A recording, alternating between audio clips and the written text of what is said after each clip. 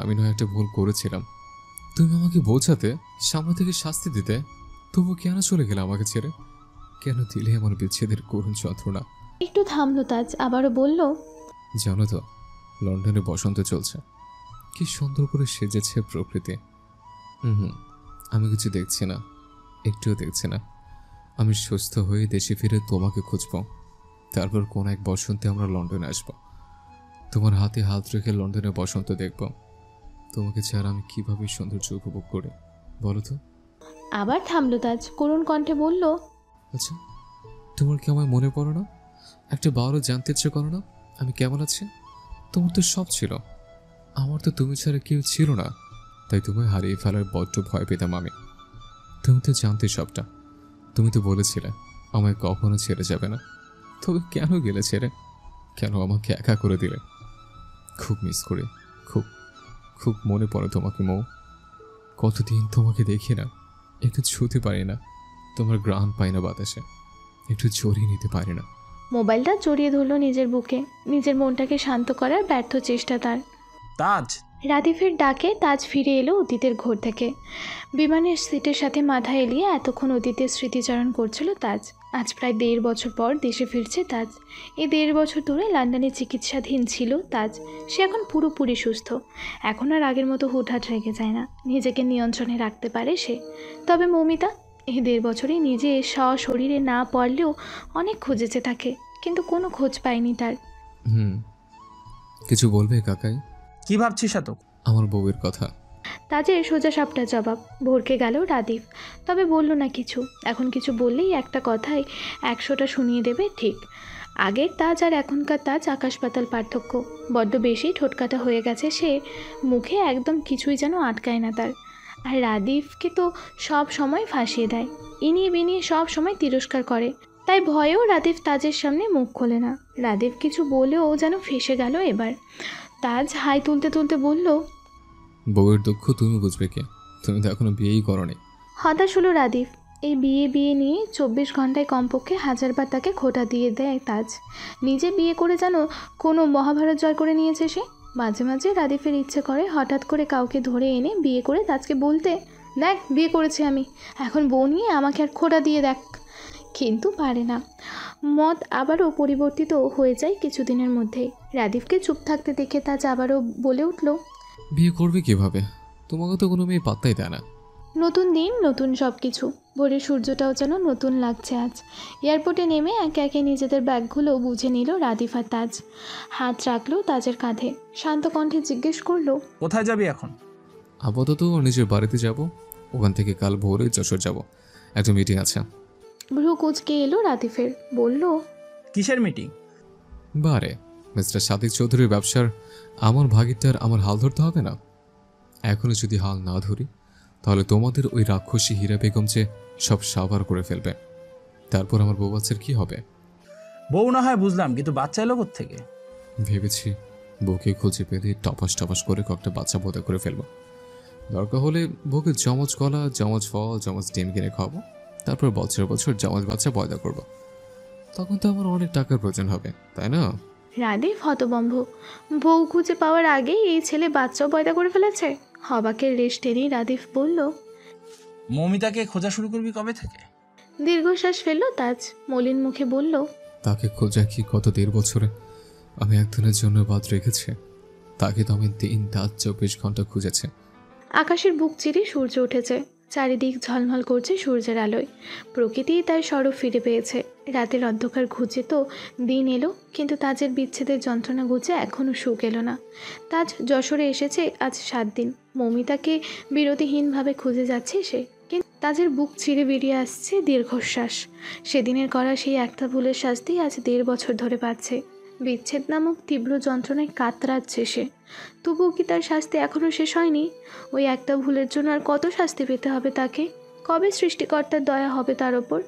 তবে সব শাস্তি সে মাথা পেতে নিতে রাজি, যদি দিন শেষে উপহার হিসেবে আবার মৌমিতাকে ফেরত পায়। নতুন নতুন ব্যবসায় যোগদান করে সারাদিন কাজের মধ্যেই যাচ্ছে তাজের। নিঃশ্বাস ফেলার ফুসরত পর্যন্ত পারছে না সে। তবে বন্ধ নেই মমিতাকে খোঁজা, তাকে বিরতিহীনভাবে খুঁজে চলেছে সে। আজ একটা মিটিং আছে তাজের। মিটিংটা রাখা হয়েছে একটা রেস্টুরেন্টে। আপাদমস্তক কালোতে সাজিয়েছে তাজ নিজেকে। কালো শার্ট, কালো ব্লেজার, কালো প্যান্ট, কালো শু, সাথে আবার চোখে কালো সানগ্লাসও ঝুলিয়েছে সে। ফর্সা শরীরে কালো রঙটা মানিয়েছে বেশ। 1.5 বছর বিদেশের মাটিতে থাকার দরুন গায়ের রঙের উজ্জ্বলতা বেড়েছে কিছুটা। এই মুহূর্তে কোনো মেয়ে তাকে দেখলে নিঃসন্দেহে ক্রাশ নামক বাঁশ খাবে। বিবাহিত পুরুষের ওপর ক্রাশ খাওয়া তো বাঁশই হলো, তাই না? সঙ্গে রাদিফও এসেছে। কলেজের চাকরিটা ছেড়ে এখন তাজের অ্যাসিস্ট্যান্ট হিসেবে জয়েন্ট করেছে। এতে যদিও তার জন্য মোটা অঙ্কের একটা বেতনও বরাদ্দ করেছে তাজ। সাদামাটাভাবেই এসেছে সে। শর্ট প্যান্টের সাথে কোনো রকম গায়ে একটা নীল ব্লেজার জড়িয়েছে। 4-5 জন গার্ড নিয়ে অনেকটা সিনেমা স্টাইলের রেস্টুরেন্টে ঢুকলো তাজ আর রাদিফ। বেশ বড় রেস্টুরেন্টটা, যশোরের সবচেয়ে নামি দামি রেস্টুরেন্টের মধ্যে এটা একটা। চৌধুরী গ্রুপ অফ ইন্ডাস্ট্রির মিটিং রাখা হয়েছে বলে কথা, নিশ্চয়ই ছোটোখাটো রেস্টুরেন্ট হবে না। দুজনে মিলে কিছু ফাইল ঘাঁটাঘাঁটি করতে করতে রেস্টুরেন্টে ঢুকলো। হঠাৎই থেমে গেল তাজ। রাদিফ তার মতো হেঁটে যাচ্ছে। কিছুটা দূরে গিয়েই খেয়াল করলো তাজ আসছে না। পেছনে ফিরে তাকালো, সে দেখলো তাজ দাঁড়িয়ে আছে। লম্বা লম্বা পা ফেলে তাজের পাশে গিয়ে দাঁড়ালো, বলল, কিরে দাঁড়িয়ে পড়লি কেন? তাজের মুখ থেকে অস্ফুট স্বরে বেরিয়ে এলো, মো। চমকে গেল রাদিফ। মৌমিতা এখানে? তবে কি ওরা শেষ পর্যন্ত খুঁজে পেল মৌমিতাকে? আশেপাশে চোখ বিলালো রাদিফ। কই, কোথাও তো মৌমিতা নেই। তাহলে তাজ কি আবারও মজা করা শুরু করেছে? বিরস কণ্ঠে রাদিফ শুধালো, কোথায় মমিতা? মজা করা রাখ তাজ। তাজ চোখ দিয়ে ইশারা করলো সামনের দিকে। মৌমিতা হেঁটে হেঁটে ওদের দিকেই আসছে। তাজ এক দৃষ্টিতে মৌমিতার দিকে তাকিয়ে আছে। কতদিন পর সে তার প্রেয়সীকে দেখেছে। মেয়েটা এটা সুন্দর হয়েছে আগের থেকে। অবশ্য তাজের চোখ যে সর্বদাই সুন্দর। তাজ বিশ্বাস করতে পারছে না নিজের চোখকে। আচ্ছা, সে কি সত্যি দেখছে? অবশেষে সে খুঁজে পেয়েছে মৌমিতাকে, নাকি সবটাই ভ্রম? এমন ভ্রম তো মাঝে মাঝে হয় তার। তাজ সামনের দিকে তাকিয়ে রাদিফকে জিজ্ঞেস করলো, আমি যা দেখছি তুমিও কি তাই দেখছো কাকাই? এতদিন পর মৌমিতাকে চোখের সামনে দেখে রাদিফও অবাক হয়ে তাকিয়ে আছে সামনের দিকে। তাজ তখন বলার পর সে 2 পাশ ফিরে তাকিয়ে দেখছে মৌমিতা কোথাও নেই। কিন্তু সামনে তাকায়নি সে আর, তার সামনেই রয়েছে মৌমিতা। রাদিফ অবাক কণ্ঠে বলল, মমিতা? হাসি ফুটে উঠল তাজের ঠোঁটে। তার মানে সে এতক্ষণ ভুল দেখেনি, সত্যি মৌমিতা তার সামনে। সে খুঁজে পেয়েছে মৌমিতাকে। মনের মধ্যে একটা সুখ সুখ অনুভব হচ্ছে। দীর্ঘদিনের হারিয়ে যাওয়া প্রিয়তমাকে খুঁজে পাওয়ার আনন্দে লাফিয়ে উঠেছে এর হৃৎপিণ্ড। ইচ্ছে করছে ছুটে গিয়ে মৌমিতাকে নিজের সাথে জড়িয়ে নিতে। তবে যদি একটু শান্তি পেত। আগের মতো বলতে ইচ্ছে হচ্ছে, একটু জড়িয়ে ধরো না প্লিজ। মৌমিতা বোধ হয় এখনও দেখেনি তাজকে। সে ফোনে কারোর সাথে কথা বলতে বলতে এগিয়ে আসছে। আশেপাশে সামনে পেছনে কোথাও কোনো খেয়াল নেই তার। কিছুটা এগিয়ে আসতে ভ্রু কুঁচকে এলো তার। পথিমধ্যে একটা খাম্বার মতো মানুষ দাঁড়িয়ে আছে, একটু নড়ছেও না। পাশেই আবার অন্য আরেকজন দাঁড়িয়ে আছে, সেও নড়ছে না। কী ধরনের ব্যবহার এটা? পথ থাকলে যদি এভাবে খাম্বার মতো দুটো মানব দাঁড়িয়ে থাকে, তাহলে অন্যরা চলবে কোথা থেকে? বিরক্তিতে চোখ মুখ কুঁচকে এলো মৌমিতার। মাথা তুলে ওপরে তাকাতেই থমকে গেল সে। বিরক্তির জায়গায় চোখে মুখে জায়গা পেল একরাশ বিস্ময়। এতদিন পর এইভাবে মানুষটাকে নিজের সামনে দেখতে পাবে কখনো ভাবতেও পারেনি মৌমিতা। গলা দিয়ে কোনো স্বর বেরোচ্ছে না। মোবাইলের ওপাশ থেকে কেউ লাগাতার হ্যালো হ্যালো করছে, কর্ণগোচর হচ্ছে না তার। সে এক দৃষ্টিতে তাকিয়ে আছে সামনের কালো পোশাক পরিহিত যুবকের দিকে। বুকের মধ্যে হৃৎপিণ্ডটা ধকধক করে লাফিয়ে চলছে। আচ্ছা, মানুষটা কি মনে রেখেছে তাকে, নাকি ঘর বেঁধেছে অন্য কারোর সাথে? মনের কোণে কি অন্য কাউকে জায়গা দিয়েছে, নাকি এখনও অপেক্ষা করছে তার জন্য? মৌমিতা তাজের থমকানো আর ভাবনার মধ্যে থেকে টেনে হিঁচড়ে বের করলো এক শক্তপুক্ত পুরুষালী কণ্ঠস্বর। মৌমিতা, তুমি কল কেন কেটে দিলে? তাজ ভ্রু কুঁচকে তাকালো পেছনে ফিরে। দেখা মিলল এক সুদর্শন যুবকের। তবে চোখে তার বিজ্ঞের মতো চশমা। কে এই যুবক? মৌমিতাই বা কী করছে এই যুবকের সাথে? তাজকে পাশ কাটিয়ে মৌমিতা গিয়ে দাঁড়ালো ওই নাম না জানা সুদর্শন যুবকের সামনে। কপট রাগ দেখিয়ে বলল, এই আপনার আসার সময় হলো। কতক্ষণ ধরে অপেক্ষা করছি জানেন আপনি? ঠোঁট এড়িয়ে দিল ছেলেটি। অপরাধী কণ্ঠে বলল, সরি, তুমি তো জানোই অফিসে এখন কতটা কাজের চাপ। কিছুদিন পর ছুটি নেব, তাই আসতে একটু দেরি হয়ে গেল। ধক করে উঠল তাজের বুকটা। বিরস মুখে একবার ওই যুবকের দিকে তাকালো, একবার নিজের দিকে। ওই যুবক কি ওর থেকে দেখতে সুন্দর? মিটিং শুরু হয়ে গেছে তাজের। মিটিংটাতেও যোগ দেওয়া গুরুত্বপূর্ণ, না হয় কোম্পানির বড় একটা লস হয়ে যাবে। মমিতাকেও ধরে রাখা প্রয়োজন, না হয় আবার যদি হারিয়ে যায়। কতদিন পর তাকে হঠাৎ করেই এভাবে খুঁজে পেয়েছে তাজ। রাদিফও টেনে টুনে মিটিংয়ে বসালো তাজকে, আর মৌমিতা ওই ছেলেটা সহ একটা টেবিলে বসে পড়েছে। চারপাশে কালো পোশাকধারী কিছু গার্ড ঘুরছে সবার চোখের আড়ালে। মৌমিতা যেন চাইলেই এখান থেকে চলে যেতে না পারে, তাই এই ব্যবস্থা। মিটিংয়ে বসে আছে তাজ আর রাদিফ। মূলত মিটিংয়ে তাজের কোনো খেয়াল নেই, তার সম্পূর্ণ মনোযোগ মৌমিতার টেবিলে। মিটিংয়ে সবাই কথা বলছে, তাজ কিছু না শুনেই হ্যাঁ হ্যাঁ মেলাচ্ছে, নাতে না মেলাচ্ছে। ছেলেটার সাথে কি যেন বলছে মৌমিতা। তাজ ফুঁসে উঠছে, ইচ্ছে করছে উঠে মৌমিতার কাছে চলে যেতে, তাও পারছে না। ঠোঁট নাড়ানো দেখে মৌমিতা আর ছেলেটার কথা বোঝার চেষ্টা করছে, কিন্তু পারছে না। এমন হবে আগে বুঝলে এই ঠোঁট নাড়ানো সম্পর্কে ট্রেনিং নিত সে। কোনোরকম মিটিং শেষ করে ছুটে গেল মৌমিতার টেবিলে, হুমড়ি খেয়ে পড়ল। চমকে উঠল মৌমিতা এবং ছেলেটা, কিন্তু কথা বলল না কেউ। কিছু না বোঝার ভান ধরে আছে তারা। তাজ নিজেকে ঠিক করে আস্তে ধীরে মৌমিতার পাশে বসলো, শান্ত কণ্ঠে শুধালো, ছেলেটাকে? মৌমিতা ভাবলেশীনভাবে উত্তর দিল, বয়ফ্রেন্ড আমার। তাজ ভাবলেশীনভাবে বলল। শুধু বয়ফ্রেন্ড? বিয়ে তো আর করোনি? সামনের ছেলেটা বলে উঠল। তাতে কি বিয়েটাও করে নেবে খুব তাড়াতাড়ি? ফুঁসে উঠল তাজ। এতদিন পর নিজের প্রেয়সীকে খুঁজে পেয়েছে কি অন্য ছেলের বউ হতে দেখার জন্য? ব্যাটা বজ্জাত অন্যের বউ নিয়ে টানাটানি করছে। তাজ গম্ভীর কণ্ঠে বলল, লজ্জা করছে না অন্যের বউকে নিজের বউ করার কথা ভাবতে? একটু লজ্জা করছে না আমার। ভাই দ্য ওয়ে, আপনি কে? আমি আপনার গার্লফ্রেন্ডের বিবাহিত জামাই। ও আচ্ছা, ডিভোর্স করে দেবো? তাজের রাগ যেন তত্তর করে বেড়ে চলেছে, কিন্তু এই সময় রাগা যাবে না। রেগে গেলে নিজের বিপদ নিজেই ডেকে আনবে। এতদিন পর মৌমিতাকে খুঁজে পেয়ে আবার হারিয়ে ফেলতে পারবে না তাকে, কিছুতেই না। এই ছেলেকে তো পরে দেখে নেবে, আগে মৌমিতার সাথে কথা বলা দরকার। মনে মনে ছেলেটাকে দুইটা অশ্রাব্য গালি দিয়ে মৌমিতার দিকে ফিরে তাকালো সে। মৌমিতা অবাক দৃষ্টিতে তাকিয়ে আছে তাজের দিকে। এত কথার পরও তাজকে রাখতে না দেখে বোধহয় অবাকই হয়েছে সে। এখানে আগে তাজ হলে তো এতক্ষণে এত কথার পর রেগে মেগে ভেঙে চুরে সব গুড়িয়ে দিত। মৌমিতার অবাকতার মধ্যেই তাজ বলল, পরকীয়া করছো তুমি মৌ? বিবাহিত স্বামী তাকে সত্য বয়ফ্রেন্ড বানিয়ে তার সাথে আবার ঘুরছো? মৌমিতা কিছু বলার আগে ছেলেটা উঠে বলল, প্রমাণ কি যে আপনি ওর বিবাহিত স্বামী? আমি আপনার সাথে কথা বলছি না, আমার বউয়ের সাথে কথা বলছে। আপনি বোধহয় ভুলে যাচ্ছেন ও আমার গার্লফ্রেন্ড। স্বামী আগে নাকি বয়ফ্রেন্ড? তাহলে আমিও আপনার কথা বিশ্বাস করতে বাধ্য নই। তাজ অগ্নিদৃষ্টিতে ছেলেটার দিকে তাকালো। ছেলেটাও একইভাবে অগ্নিদৃষ্টিতে তাজের চোখের দিকে তাকালো। মৌমিতা হতভম্ব হয়ে দুজনকে দেখছে। নাম না জানা ছেলেটা উঠে দাঁড়ালো, ব্যাগ থেকে কিছু একটা বের করে তাজের হাতে গুজে দিল, বলল, আমার বিয়ের কার্ড। আমার বিয়েতে আপনার দাঁত রইল, অবশ্যই আসবেন, অপেক্ষায় থাকবো। মৌমিতাকে ইশারা করে ডেকে নিয়ে রেস্টুরেন্ট থেকে বেরিয়ে গেল। তাজ হতভম্ব হয়ে বসে আছে। মৌমিতাকে আটকানোর কথা মাথায় আসছে না একবারও। কি বলে গেল ছেলেটা? কার সাথে বিয়ে তার? মৌমিতার সাথে না তো? কলিজা কেঁপে উঠল তাজের। অস্থির অস্থির লাগছে তাজের। মৌমিতাকে চলে যেতে দেখেই রাদিফ দৌড়ে এলো তাজের কাছে। হাত থেকে ছো মেরে বিয়ের কার্ডটা নিয়ে নিল। কার্ডটা খুলে ওলট পালট করে খুশিতে গদগদ হয়ে বলল, ইস, কতদিন পর একটা বিয়ে খেতে পারবো, একদম কবজির বিয়ে খাবো।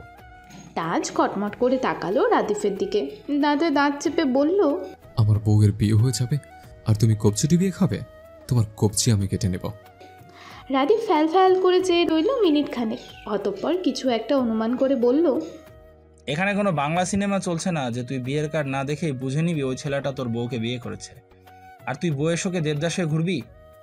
তার চোখ ছোট ছোট করে রাদিফের দিকে তাকালো।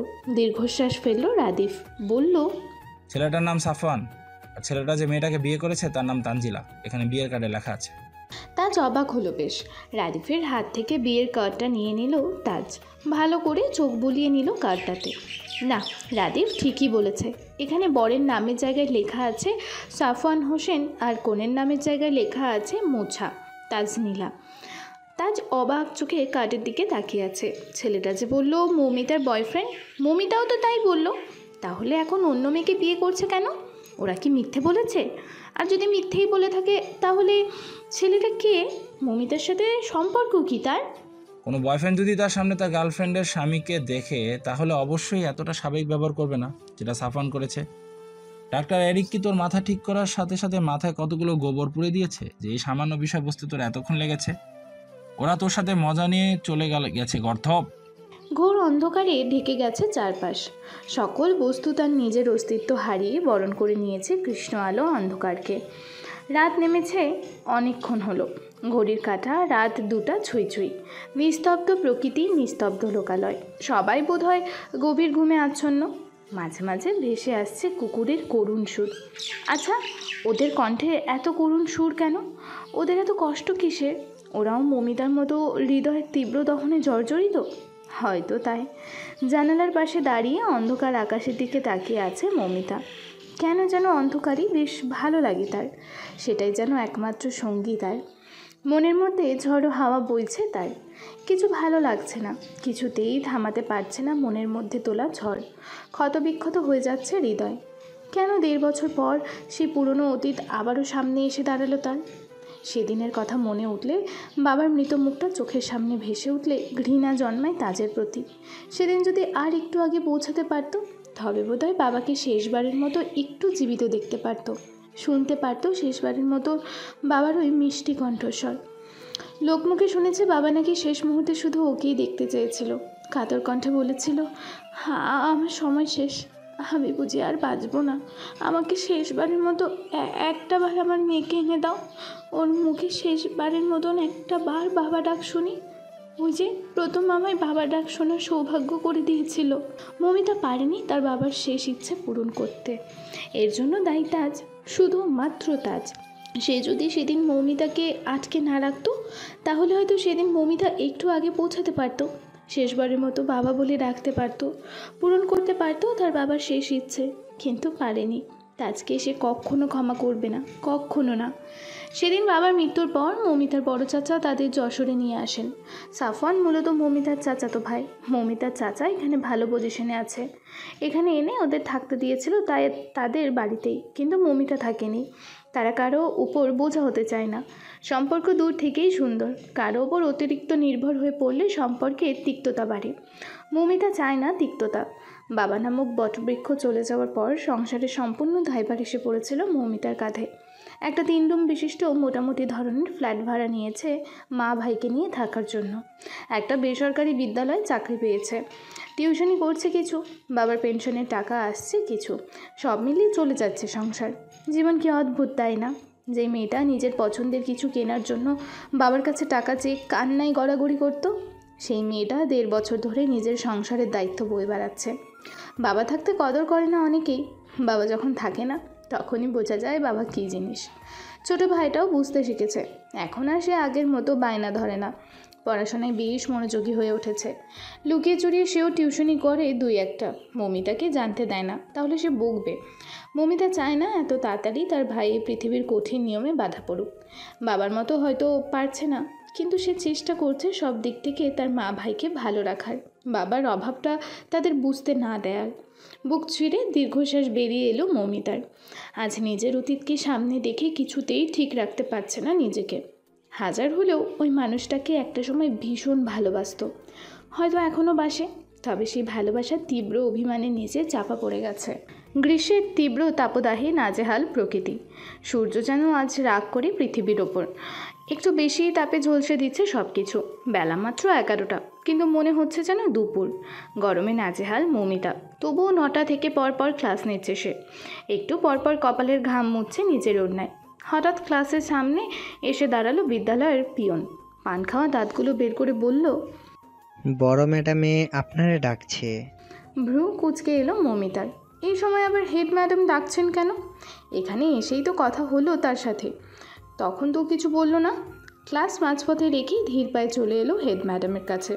রুমে শুধু ম্যাডাম একা নয়, আরও একজন আছে, শক্তপোক্ত পুরুষ মানুষ। রুমের সামনে দাঁড়িয়ে পেছন দিক থেকে দেখেই লোকটাকে চিনতে পেরেছে সে। এত তাড়াতাড়ি ভুলে যাওয়ার মানুষ নয় সে। তাজ প্রণয়ের রাজকুমার যে সে। তবে এই লোক এই সময়ে এখানে কি করছে? আর ভাবলো না মৌমিতা।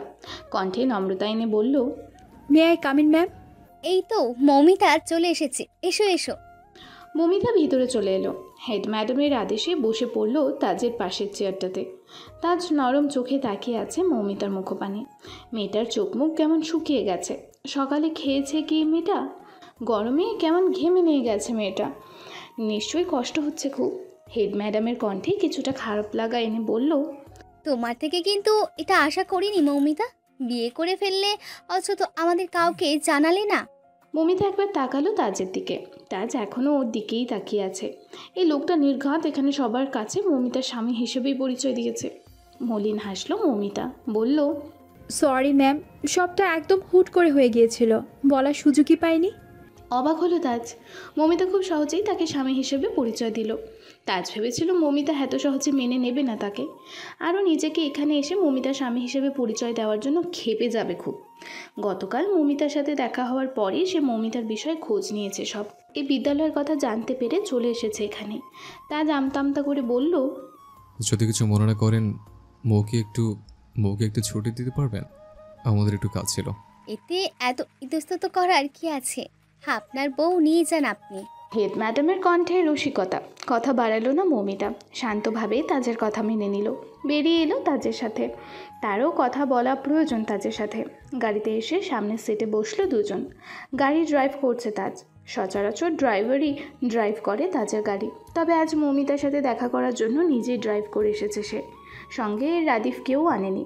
মমিতা সামনের দিকে তাকিয়ে শান্ত কণ্ঠে বলল, কোনো নীরব পাথরকে নিয়ে যান। তাজ শুনল মমিতার কথা। একটা শান্ত ও নীরব পার্কে নিয়ে এলো তাকে। এখানে জনসমাগম বা কোলাহল কোনোটিই নেই তেমন। ঘাসের ওপর পাশাপাশি বসে পড়ল দুজনেই। মমিতা সামনের দিকে নজর রেখে শান্ত কণ্ঠে বলল, কেন আবার এসেছেন আপনি?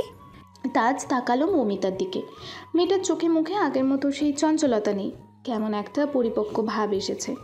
1.5 বছরে অনেক পাল্টে গেছে মেয়েটা। তাজ নরম কণ্ঠে বলল, তোমার টানে। কিছু টান রাখতে নেই, পরে যন্ত্রণা হয়ে ধরা দেয়। তোমার টান যে আমার মৃত্যুতেও ঘুচবে না। তবে বারবার আপনাকে সহ্য নিতে হবে প্রত্যাখ্যানের যন্ত্রণা। রাজি আছে আমি, যদি শেষ অবধি তুমি আমার হও। আমি আর হব না আপনার। আমি হারিয়ে গেছি অনেক আগে, ফিরবো না আর আপনার নীড়ে। ফিরতে যে তোমায় হবে, অন্তত আমার ভালোবাসার টানে। কিসের ভালোবাসা? কোনো ভালোবাসা নেই আপনার আর আমার মধ্যে। ভালোবাসা তো বলে দেওয়ার জিনিস নয় যে তুমি বলবে ভালোবাসা নেই আর ভালোবাসা থাকবে না। ভালোবাসা সে থাকবে, হয়তো প্রকাশ্যে নয়তো গোপনে। আমি আপনাকে ভালোবাসি না। কিন্তু আমি তোমাকে ভালোবাসি। ফিরবো না আমি আর কখনো। আমি ফিরতে বাধ্য করব। বড্ড বেশি কথা বলেন আপনি। কদিন পর তোমাকে খুঁজে পেলাম, বলো তো? কথা আপনি বেরিয়ে যাচ্ছে। উঠে দাঁড়ালো মৌমিতা, চিৎকার করে বলল, আমি কখনো ক্ষমা করব না আপনাকে, কখনো না। সেদিন যদি আপনি আমাকে আটকে না রাখতেন, তাহলে বোধহয় আমি শেষবারের জন্য আমার বাবাকে জীবিত অবস্থায় দেখতে পেতাম। বাবা বলে ডাকতে পারতাম, তাকে পূরণ করতে পারতাম তার শেষ ইচ্ছে।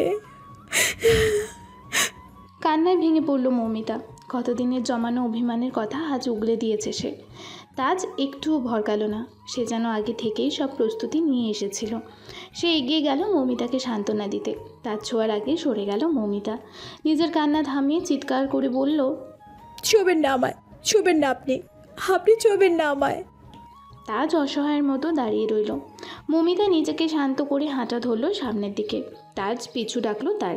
মৌমিতা থমকে দাঁড়ালো, তবে পিছু ফিরল না। তাজ বলল, একটু জোরে ধরবো আমাকে? মৌমিতা পিছু ফিরে তাকালো। একবার তাজের দিকে অগ্নিদৃষ্টি নিক্ষেপ করে আবার হাঁটা ধরল। তাজও ছুটল মৌমিতার পিছু পিছু। দৌড়ে গিয়ে মৌমিতার পথ আঁকলে দাঁড়ালো। মৌমিতা ভ্রুকুচকে শুধালো, সমস্যা কি? বারে তোমাকে নিয়ে এলাম আমি, তা পৌঁছে দেবো না আবার? আমি একাই চলে যেতে পারবো। সে আমি জানি, তবু আমার একটা কর্তব্য আছে না? 10টা না 5টা না একটা মাত্র বউ আমার, তার উপর সুন্দরী। রাস্তায় যদি কেউ চুরি করে নিয়ে যায়? এতদিন যখন নেননি, এখনও নেবেন না। এতদিন তো তুমি এত সুন্দর ছিলে না, আমি দেখার পর বেশি সুন্দর হয়ে গেছে। যত সব ফালতু কথা। I love you. থতমত খেয়ে গেল মৌমিতা। কী কথার মধ্যে কি? তাজের এই এলোমেলো কথা বলার অভ্যাসটা আর গেল না। তাজ মৌমিতার হাত ধরে টেনে গাড়িতে বসালো। নিজে ড্রাইভিং সিটে বসে গাড়ি স্টার্ট দিল তাজ। ছুটে চলল গন্তব্যের দিকে। গাড়িতে পিনপতন নীরবতা। অবশেষে এই নীরবতা ভেঙে কেসে উঠল তাজ। গলা ঝেড়ে বলল, কিছু বলছো না? কি বলবো? বড্ড চুপচাপ হয়ে গেছে তুমি। সময় মানুষকে চুপচাপ করিয়ে দেয়। দীর্ঘশ্বাস ফেলল তাজ। মৌমিতার বাসার সামনে দাঁড় করালো গাড়িটা। মৌমিতা বিনা বাক্যে নেমে চলে গেল। যাওয়ার আগে তাজকে বিদায় জানালো না একটুও। তাজ করুণ চোখে মৌমিতার চলে যাওয়ার দিকে তাকিয়ে আছে। দুপুরের তপ্ত রৌদ্র, মাথার ওপর খা খা জ্বলছে সূর্যটা। বৈশাখ মাসের তীব্র গরমে নাজেহাল প্রকৃতি। তীব্র গরমকে মাথায় করেই ছুটে চলেছে ব্যস্ত শহরের ব্যস্ত মানবরা। ক্লাস শেষ করে মাত্রই বেরিয়েছে মৌমিতা। কাঁধে ব্যাগ ঝুলিয়ে ওনা দিয়ে মুখ মুছতে মুছতে এগিয়ে গেল সামনের দিকে। হঠাৎ কারোর সাথে ধাক্কা লেগে ছিটকে পড়ে যেতে নিলে এক শক্তপোক্ত পুরুষালী হাত আঁকড়ে ধরল মৌমিতার কোমর। নিজের মুখ থেকে ওনা সরিয়ে ওপরের দিকে তাকাতেই ভেসে উঠল এক মায়া ভরা ঘরমাক্ত পুরুষালী মুখমণ্ডল। মৌমিতা অবাক হয়ে দেখছে এই পুরুষকে। কি মায়া রয়েছে ওই মুখটাই, যেন সারা জীবন তাকিয়ে থাকা যায়। কপাল চুয়ে চুয়ে টপ টপ করে ঘাম ঝরছে তাজের। ফর্সা মুখশ্রীর তীব্র গরমে লাল হয়ে গেছে। গায়ে জড়ানো আকাশি রঙের শার্টটা গায়ে ভিজে শরীরের সাথে লেপ্টে আছে। এই পুরুষকে কি সব রূপেই মোহনীয় লাগে, নাকি শুধু ওর চোখেই মোহনীয় লাগে মাথায় ঢুকছে না মৌমিতার। মৌমিতা ধাতস্থ করলো নিজেকে। তাজকে ছাড়িয়ে উঠে দাঁড়ালো। একবার তাজের দিকে তাকিয়ে হেঁটে চললো সামনের দিকে। ফার্মেসিতে যেতে হবে। আসার সময় দেখে এসেছে মায়ের প্রেশারের ওষুধটা শেষ হয়ে এসেছে প্রায়। তাজ পথ আঁকলে দাঁড়ালো মৌমিতার। বলল, কোথায় যাচ্ছ? দেখতে পাচ্ছ না আমার মতো একটা জলজান্ত মানুষ তোমার সামনে দাঁড়িয়ে আছে? কেন এসেছেন এখানে? আমি আসবো না তো কি আসবে? বাজে কথা বাদ দিয়ে বলুন কেন এসেছেন। খপ করে মৌমিতার হাতটা ধরল তাজ। বলল, চলো আমার সাথে। কোথায়? বাসর করতে। মৌমিতা বড় বড় চোখ করে তাজের দিকে তাকালো। এই লোকের মাথাটা কি খারাপ হয়ে গেল নাকি? এখন আর এই লোককে রাখতে তো দেখা যাচ্ছে না আগের মতো। তবে লোকটার মুখে উদ্ভট মার্কা কথা যেন লেগেই আছে। সব সময় আজগুবি কথাবার্তা। তাজ মৌমিতাকে টেনে নিয়ে গাড়িতে বসালো। গাড়ি স্টার্ট দিল চোখের পলকেই। পথিমধ্যে মৌমিতা অনেকবার জিজ্ঞেস করেছে, আমরা কোথায় যাচ্ছি? তাজ বরাবরই বলেছে, গেলেই দেখতে পাবে। বড় একটা শপিং মলের সামনে এনে গাড়ি দাঁড় করিয়েছে তাজ। মৌমিতা ভ্রুকুচকে শুধালো, এখানে এসেছি কেন আমরা? বারে আমার চালাবাবুর বিয়ে বলে কথা, সেখানে যেতে হবে না? তাই শপিং করতে হবে না? শালাবাবুকে? কেন, তোমার বাঁধানো বয়ফ্রেন্ড সাফওয়ান? নড়ে চড়ে বসলো মৌমিতা। তার মানে এই বান্দা সাফওয়ানের পরিচয় জেনে গেছে? বড্ড ধূর্ত হয়ে গেছে লোকটা। তবুও কণ্ঠে গভীরতা এনে বলল, ওর বিয়েতে আপনার যাওয়ার দরকার নেই। আমার শালাবাবু নিজে আমাকে দাওয়াত করেছে, বলেছে অপেক্ষা করবে আমার জন্য। পরে যদি আমার অপেক্ষা থাকতে থাকতে বিয়ে না করে শালাবাবু, আমাকে যে যেতেই হবে। তাজ একে একে শপিং করলো সবার জন্য। মৌমিতাকে পই পই করে বলে দিল, এটা তোমার, এটা আমার একমাত্র শালাবাবুর, এটা আমার একমাত্র শাশুড়ির। মৌমিতা নিল না কিছুই, গাড়ি থেকে বেরিয়ে হনহন করে চলে গেল। তার জোরে নিঃশ্বাস নিল একটা। মৌমিতার বাসার দিকে তাকালো। সাহস করতে হবে তার। সাহস করলেই বউ থাকবে, না হয় বউ হারাতে হবে। শপিং ব্যাগগুলো নিয়ে উঠে দাঁড়ালো সে। ধীর পায়ে এগিয়ে গেল মৌমিতার বাসার দিকে। দোতলা বিশিষ্ট একটি বাড়ি। এই বাড়িটারই দোতলার 3 রুমে কিচেন ওয়াশরুম নিয়ে থাকে মৌমিতারা। মৌমিতাদের দরজার সামনে দাঁড়িয়ে জোরে জোরে নিঃশ্বাস নিল তাজ। একটু জিরিয়ে সাহস সঞ্চয় করে দরজায় টোকা দিল বার কয়েক। ভেতর থেকে আওয়াজ এলো, আসছি। মিনিটখানেক পর এক মধ্যবয়সী মহিলা দরজা খুলে দিল। গায়ে জড়ানো একটা আকাশি পাড়ের সাদা শাড়ি। শাড়ির আঁচল টেনে মাথায় দেয়া। ভদ্রকণ্ঠে মহিলা বলল, কাকে চায় বাবা? মহিলার চোখে একটা মা মা ভাব, বড্ড মায়া ভরা মুখটা। হেই বুঝি মৌমিতার মা? কিছুটা মিল রয়েছে মৌমিতার চেহারার আদলের সাথে। তাজ শান্ত কণ্ঠে সালাম দিল। বলল, আসসালামু আলাইকুম, ভিতর আসতে পারি? মহিলা বড্ড সহজ সরল। না হয় এমন অপরিচিত একজনকে বাসার মধ্যে ঢুকতে দেয়। একটু সরে তাজকে ভেতরে ঢোকার জায়গা করে দিল ভদ্রমহিলা। ছোট্ট ফ্ল্যাটটা বেশ গোছানোভাবে সাজানো। অনেক দামি জিনিসপত্র দিয়ে ঘরটা সাজানো। না হলেও মধ্যবিত্ত ধাঁচের মালামাল দিয়ে বেশ পরিপাটিভাবে সাজানো বাসাটা। তার চোখ বুলিয়ে দেখে নিল বাসাটা। মাহিমও তখনই কেবল কলেজ থেকে ফিরেছে। বাড়ির মধ্যে ঢুকতে ঢুকতেই হাঁক ছাড়ল। মা মা পানি দাও, বাইরে কি গরম রে বাবা। বাসার ভেতরে ঢুকে হঠাৎই পা জোড়া থমকে গেল মাহিমের। অবাক চোখে তাকিয়ে আছে সে তাজের দিকে। সামনের ব্যক্তিকে দেখে মোটেও চিনতে অসুবিধা হয়নি মাহিমের। তাজকে দেখে প্রচণ্ড চমকে গেছে সে। এতদিন পর এভাবে মোটেও আশা করেনি তাজকে। তবে কি এতদিন পর তার বোনের জীবনে আবার বসন্তের ফুল ফুটলো? বোনের বিষণ্ণ মুখটা দেখে সে বড়ই সৃষ্টিকর্তার কাছে প্রার্থনা করেছে তাজকে আবার তার বোনের কাছে এনে দিতে। বোন কখনো মুখ ফুটে কিচ্ছু না বললেও সে ভালোভাবেই তার বোনের মনের অবস্থা বুঝতে পেরেছে। তার বোনের বিষণ্ণ চেহারা দেখে কেঁদে উঠেছে তার মনও। তবে বোনের সামনে কখনো সাহস আর মুখ ফুটে কিছু বলতে পারেনি সে। আজ এতদিন পর হঠাৎ তাজকে দেখে অবাকের সাথে খুশিও হয়েছে ভীষণ। অতিরিক্ত আনন্দে যেন বাকহারা হয়ে গেছে সে। কিছুক্ষণ পর নিজেকে ধাতস্থ করে মাহিম হাসি হাসি মুখ করে বলল, কি বিবাহিত দুলাভাই, কেমন আছেন? একই সাথে মাহিমের দিকে ভ্রুকুচকে তাকালো তাজ এবং জাহানারা বেগম, মমিতা ও মাহিমের মা। মাহিম বিবাহিত দুলাভাই কেন বলল? তবে কি সে তাজ আর মমিতার বিয়ে সম্পর্কে জানে? জাহানারা বেগম ভ্রু যুগল কুচকে রেখে জিজ্ঞেস করলো, এই ছেলেটাকে তুই চিনিস মাহিম? চিনবো না? তোমার মেয়ের জামাই, বরণ করে ঘরে তুলেছো তো? চমকে উঠল জাহানারা বেগম। মমিতা আগেই তার বিয়ের কথা পরিবারকে জানিয়ে দিয়েছিল। বাবার মৃত্যুর পর সবাই যেন চেপে ধরেছিল মমিতাকে বিয়ের জন্য। মমিতা তখন ভরা সমাজে কাটকাট কণ্ঠে বলেছিল তার বিয়ে হয়ে গিয়েছে। তার জন্য এই সমাজ তার নামে কম কুৎসা রটায়নি। অনেকেই তিরস্কার করেছিল, বলেছিল মেয়ে পড়তে পাঠিয়েছিলে ঢাকায়, সে তো সেখানে নাগর জুটিয়ে এসেছে। আবার বলেছে বিয়েও করেছে। কেউ কেউ আবার বলেছে আজকাল আবার বিয়ের দরকার হয় নাকি, কোথায় গিয়ে একসাথে থেকেছে টেকেছে, এখন বলেছে বিয়ে হয়ে গেছে। অনেকেই মমিতার চরিত্র নিয়ে বারংবার প্রশ্ন তুলেছিল।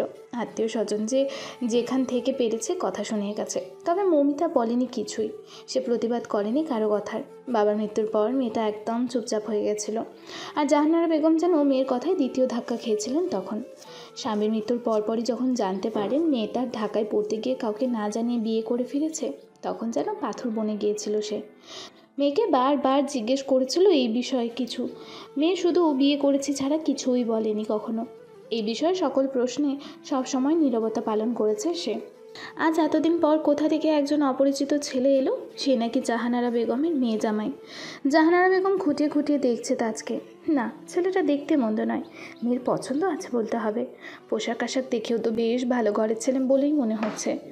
মনির সাহেব মারা যাওয়ার পর মেয়েকে নিয়ে বেশ চিন্তায় ছিল জাহানারা বেগম। তার মধ্যে মমিতার মুখে হঠাৎ বিয়ের কথা বিস্ফোরণ ঘটিয়েছিল। তারপর অনেকবারই জাহানারা বেগম চেষ্টা করেছেন মেয়ের বিয়ে দেওয়ার, কিন্তু মেয়ে কখনোই রাজি ছিলেন না। মেয়ের ভবিষ্যৎ নিয়ে চিন্তায় এই বুড়ো বয়সে দিন কাটছিল তার। এই সময় তাজের আগমন কি তার চিন্তা দূর করতে পারবে?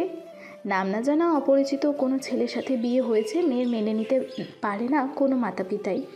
মেয়েদের বিয়ে নিয়ে যেন একটু বেশি খুঁতখুঁতে থাকে বাবা মা। তেমনি প্রথমে সবটা মেনে নিতে পারেনি জাহানারা বেগমও। বারংবার মেয়ের আবার বিয়ে দেওয়ার জন্য ছেলে দেখেছে, তবে মেয়ে বারবার বিষয়টা এড়িয়ে গেছে। মমিতা মুখে না বললেও সে বেশ বুঝতে পেরেছিল মেয়ের মনে কী চলছে। মায়েদের একটা অদ্ভুত ক্ষমতা থাকে সন্তানদের মনের কথা বোঝার, আর জাহানারা বেগম কোনো কালেই সেই মায়েদের দলে ছিলেন না যারা সন্তানদের মনের কথার গুরুত্ব না দিয়ে নিজেদের ইচ্ছে বড় করে দেখে সন্তানদের সাথে জোর জবরদস্তি করবে। মৌমিতা যেখানে খুশি জাহানারাও সেখানেই খুশি। মেয়েকেও জোর করেন না তিনি, অপেক্ষা করতে থাকে মেয়ের গোপনে বিয়ে করা জামাইয়ের জন্য। কিন্তু গত 1.5 বছর ধরে তিনি বারবারই হতাশ হয়েছেন। অবশেষে দেখা মিলল মেয়ে জামাইয়ের। তা অবাক চোখে শাশুড়ি এবং শালাকে দেখছেন। দুজনের চোখ মুখেই চমকানো স্পষ্ট। তবে কি এরা সবাই মমিতার সাথে ওর বিয়ের কথা জানে? মমিতা বলে দিয়েছে সবাইকে? জাহানারা বেগম নম্র কণ্ঠে বলল, তুমি কি সত্যি আমার মেয়েকে বিয়ে করেছো? তাজ মাথা নিচু করে জবাব দিল, হ্যাঁ। জাহানারা বেগম খুশি হলেন নাকি রেগে গেলেন ঠিক বোঝা গেল না তার চেহারা দেখে। নিজের রুমে নিয়ে গেলেন তাজকে বসার জন্য আদেশ দিলেন। তাজও বাধ্য ছেলের মতন বসে পড়ল। জাহানারা বেগম শান্ত কণ্ঠে শুধালো, নাম কি তোমার? কে কে আছেন তোমার? আমার নাম আবরার তাজ। মা নেই, আর বাবা থাকতেও নেই। বাবার সাথে দেখা হয় না, কথা হয় না অনেকদিন হলো। কষ্ট পেলেন জাহানারা বেগম। কিছুক্ষণ চুপ থেকে ধীর কণ্ঠে শুধালো, কবে বিয়ে করেছো তোমরা? প্রায় 2 বছর আগে। দীর্ঘশ্বাস ফেললেন জাহানারা বেগম। শান্ত কণ্ঠে বলল, আমি তোমার ফিরে আসার অপেক্ষায় ছিলাম। অবাক হলো তাজ। চকিত দৃষ্টিতে জাহানারা বেগমের দিকে তাকালো সে। জাহানারা বেগম একটু থেমে বললেন, আঁচলে মুখ লুকিয়ে কাঁদলো জাহানারা বেগম। তাজ বলল, যখন শুনেছিলাম মমিতা কাউকে কিছু না জানিয়ে বিয়ে করেছে, তখন খুব কষ্ট পেয়েছিলাম আমি। ওর বাবা থাকলে তিনিও অনেক কষ্ট পেতেন। 10 মাস 10 দিন পেটে ধরে কত কষ্ট করে ছোট থেকে বড় করেছে ওকে। ওর বাবার প্রাণ ছিল ও। ওর বিয়ে নিয়ে ওর বাবার আর আমার কত স্বপ্ন ছিল, মুহূর্তেই ধূলিসাৎ হয়ে গিয়েছিল। মনে মনে প্রচণ্ড রাগ হয়েছিলাম ওর উপর। মা তো রাগটা বেশিক্ষণ রাখতে পারিনি। যখন আত্মীয় স্বজন পাড়া প্রতিবেশী ওর নামে কুৎসা রটাতে ব্যস্ত, তখন ভাবলাম ওর আর আছে কে আমি ছাড়া। বাবা তো চলে গেল, আমি মা হয়েও যদি ওর দিক থেকে মুখ ফিরিয়ে নেই, তখন মেয়েটা বাঁচবে কি করে? হাজার কষ্ট মাটি চাপা দিয়ে মেয়েটাকে আগলে নিয়েছিলাম নিজের বুকে। মেয়েটাকে বারবার জিজ্ঞেস করেছি তোমার কথা, তবে কখনো কিছু বলেনি, সব সময় কথা এড়িয়ে গেছে। যখন তোমার কথা জানলাম মাহিমের কাছ থেকে, তবে তোমাকে চোখে দেখার বড্ড শখ জেগেছিল তখন। মাহিমের কথা শুনে ভেবেছিলাম তুমি মমিতাকে খুঁজতে খুঁজতে আমাদের কাছ পর্যন্ত চলে যাবে, কিন্তু অনেকটা দিন কেটে যাওয়ার পরও যখন তুমি এলে না, তখন ভাবলাম হয়তো তুমি আর আসবে না। মমিতার আবার বিয়ে দেওয়ার অনেক চেষ্টা করেছিলাম, কিন্তু মেয়ে আমার কিছুতেই রাজি হচ্ছিল না। কি করব বলো, বাপ মা মরা মেয়ে মানুষ কুৎসা রটায়, চরিত্র নিয়ে বাজে মন্তব্য করে। আমার মেয়ে মা হয়ে কিভাবে সহ্য করব মেয়ের অপমান? মেয়েটার মাথার উপর ছাদ নেই, বড় চিন্তিত ছিলাম মেয়েটার ভবিষ্যৎ নিয়ে। আর মেয়েটাও দিন দিন একরোকা বদমেজাজে নীরব হয়ে যাচ্ছিল।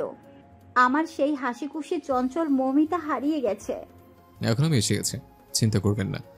এখন থেকে মৌমিতার সব দায়িত্ব আমার। কেউ আর মৌমিতার দিকে আঙুল তুলতে পারবে না, কথা দিচ্ছে। আমি আপনাদের ভীষণ খুঁজেছি, কিন্তু কোথাও পাইনি। আপনাদের কোনো ঠিকানা ছিল না আমার কাছে। অবশেষে 1.5 বছর পর অবসান ঘটল, খুঁজে পেলাম আপনাদের। তাজ একে একে তার অতীত বর্তমান বলা শুরু করলো জাহানারা বেগমকে। জাহানারা বেগম অবাক হয়ে শুনছেন। নিজের রুম থেকে মাথায় গামছা পেঁচাতে পেঁচাতে এলো মৌমিতা। বাহির থেকে এসেই গোসলে ঢুকেছিল সে, তাই এদিকে কি হয়েছে না হয়েছে টের পায়নি কিছুই। বাহিরে যা গরম, তার উপর শপিং মলে ঘুরিয়েছে অনেকক্ষণ। বাসায় এসে পানির ছোঁয়া না পেলে যেন শান্তি পাচ্ছিল না সে, তাই এসেই গোসল করতে চলে গিয়েছিল। কে এসেছে মা? জিজ্ঞেস করতে করতে মায়ের রুমে যেতেই বাজরা থমকে গেল মৌমিতার। চমকে গেল সে। তাজ এখানে কি করছে? বাড়ির মধ্যেও চলে এসেছে এখন। মৌমিতা চকিত হয়ে জিজ্ঞেস করলো, আপনি এখানে কেন এসেছেন? তাজ কিচ্ছু বলল না। জাহানারা বেগম তেতে উঠে বলল, এ বাড়ির জামাই এখানে থাকবে না তো রাস্তায় থাকবে? হতবাক মৌমিতা। তার মানে এসে পরিচয় দিয়ে মায়ের সাথে ভাব করাও হয়ে গেছে। কুচকে এলো মৌমিতার। বিরক্ত কণ্ঠ নিয়ে বলল, এসেছে যখন বিদায় হতে বলো। জাহানারা বেগম রাগী কণ্ঠে বলল, এটা কেমন কথা মমিতা? তাজ শান্ত হতে বলল জাহানারা বেগমকে। বলল, আন্টি কাকে বলছো? মা বলো মা। আপনি শান্ত হন আন্টি, আমি এমনিতেও এখনো চলে যাব। আমি শুধু এগুলো দিতে এসেছিলাম আপনাদের। ছলো ছলো করে উঠল তাজের চোখজোড়া। কত বছর পর সেই মধুর ধ্বনিতে আবার কাউকে ডাকবে সে। নিজের মাকে তো সেই ছোট্টবেলায় হারিয়েছে। পরে মায়ের অভাব পূরণ করতে নিয়ে আসা হলো সৎমাকে। সৎমা, সে তো সৎমাই থেকে গেল, কখনো নিজের মা হয়ে উঠতে পারল না। তাজ একটু আবেগী কণ্ঠেই বলে উঠল, এখন তাহলে আমি আসি, আবার আসবো। কোথায় যাবে তুমি? এখন থেকে তুমি এই বাড়িতেই থাকবে। এখানে তোমার নিজের বাসা থাকতে তুমি হোটেলে কেন থাকবে? চকচক করে উঠল তাজের চোখজোড়া। ঠোঁটে গা জ্বালানো হাসি নিয়ে মৌমিতার দিকে তাকালো সে। মৌমিতা যেন আকাশ থেকে পড়ল। অবাকে সুরেই বলল, এখানে কোথায় থাকবেন উনি? না না, এখানে থাকতে পারবেন না উনি। ও আজ থেকে এখানেই থাকবে। এখানে কোথায় থাকবে উনি? মাত্র 3টে রুম এখানে, একটা তোমার, একটা আমার, আর একটা মাহিমের। তুমি তো জানোই মাহিম কারোর সাথে রুম শেয়ার করতে পারে না। জাহানারা বেগম ভাবলেশীনভাবে বলল, কেন তোর রুমে থাকবে? আমার রুমে থাকবে মানে? উনি আমার রুমে কেন থাকবে? কোথাও শুনেছিস স্বামী স্ত্রী আলাদা রুমে থাকে? কিসের স্বামী স্ত্রী? মানি না আমি ওনাকে স্বামী হিসেবে। বিয়ে করার সময় তো কাউকে না জানিয়ে একা একা লুকিয়ে বিয়ে করে ফেললি, আর এখন স্বামী হিসাবে মানিস না? বিয়েটা কি তোর কাছে ছেলে খেলা মনে হয়? বিয়ের কোনো প্রমাণ আছে ওনার কাছে? আমাদের আইনত কোনো বিয়ে হয়নি, বা বিয়ের কোনো ডকুমেন্টও নেই। আমি ওনার সাথে এক রুমে থাকবো না, কিছুতেই না। বিয়ের প্রমাণ নেই মানে? মৌমিতা একটু থেমে বলল, আমাদের আইনত বিয়েটা হয়নি, শুধুমাত্র কাজী ডেকে মৌখিকভাবে বিয়ে হয়েছিল। সেটা কি বিয়ে না? আমাদের নানি দাদিদের তো এভাবে বিয়ে হয়েছিল, তাই বলি কি তারা ঘর সংসার করেনি? ওসব আমি জানি না। আমি শুধু জানি আমি আইনত ওনার স্ত্রী নই, তাই এক রুমে থাকার প্রশ্নই ওঠে না। জাহানারা বেগম কিছু বলবে তার আগেই তার সবাইকে একটু অপেক্ষা করতে বলে বাইরে গেল। মিনিট 5 পর একটা কাগজ নিয়ে আবার রুমে প্রবেশ করলো। কাগজটা জাহানারা বেগমের হাতে দিয়ে বলল, এই আপনার মেয়ে আর আমার বিয়ের প্রমাণ মা। আপনার মেয়ে ইসলামিক মতেও আমার স্ত্রী আর আইনতাও। অবাক হলো মৌমিতা। আইনি মতে তাজকে কখন সে বিয়ে করলো? জাহানারা বেগমের হাত থেকে ছোঁ মেরে কাগজটা নিয়ে নিল মৌমিতা। কাগজটায় ভালো করে একবার চোখ বুলিয়ে দেখলো, না, তাজ তো ঠিকই কথা বলছে। চকিত দৃষ্টিতে তাকালো তাজের দিকে। তাজ একটু এগিয়ে গিয়ে মৌমিতার পাশে দাঁড়ালো, ফিসফিস করে বলল, আপনার তাজ কখনো কাছাকাছি করে না। 1.5 বছর আগে তো আরও আমি মানসিকভাবে অসুস্থ ছিলাম। সবসময় তোমাকে হারানোর ভয় থাকতাম। সেখানে তুমি ভাবলে কি করে আমি এত বড় একটা ভুল করব? সূচক বলছে আমি আইনি মতে বিয়েটাও সেরে নিয়েছিলাম। আমি তখন মানসিকভাবে অসুস্থ ছিলাম ঠিকই, তবে বোকা ছিলাম না। আমি খুব ভালোভাবে জানতাম এই সমাজে এই মৌখিক বিয়ের কোনো দাম নেই। তোমাকে পেতে হলে, আমার কাছে আটকে রাখতে হলে, তোমার বাবা মায়ের সামনে দাঁড়াতে হলে অবশ্যই আমার আইনত বিয়ে করার প্রয়োজন ছিল, যেটা তুমি তখন চাইছিলে না। বারবার শুধু এক কথা বলেছিলে, বাবা মাকে আগে সবটা জানাবে, তারপর আবার বিয়ে করবে, তখন আইনত বিয়ে করবে। কিন্তু আমি যে পারছিলাম না, ভিতরে ভিতরে তোমাকে হারানোর ভয় করে করে খাচ্ছিল। তাই গোপনের সুযোগ বুঝে তোমার সাইনটা নিয়ে নিয়েছে। হতভম্ব মৌমিতা। তাজ যে এমন কিছু করেছে সেটা ওর জানাই ছিল না। এই লোকটা ভীষণ শিয়ানা বটে। তাজের দিকে তীক্ষ্ণ দৃষ্টি নিক্ষেপ করলো মৌমিতা। তাজের ঠোঁটে বিশ্বজয়ের হাসি। গা জ্বলে যাচ্ছে মৌমিতার।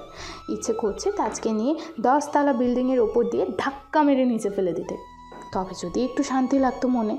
জাহানারা বেগম আবার আদেশের সুরে বলল, ও আজ থেকে তোর রুমেই থাকবে। রুম ঠিকঠাক করে গুছিয়ে রাখিস। তার যেন আজ ঈদের মতো খুশি। মেঘনা চাইতেই যেন জল পেয়েছে সে। এমন একটা শাশুড়ি থাকতে জীবনে আর কি লাগে। তাজের দিকে ফিরে তাকালো জাহানারা বেগম। আদুরে কণ্ঠে বলল,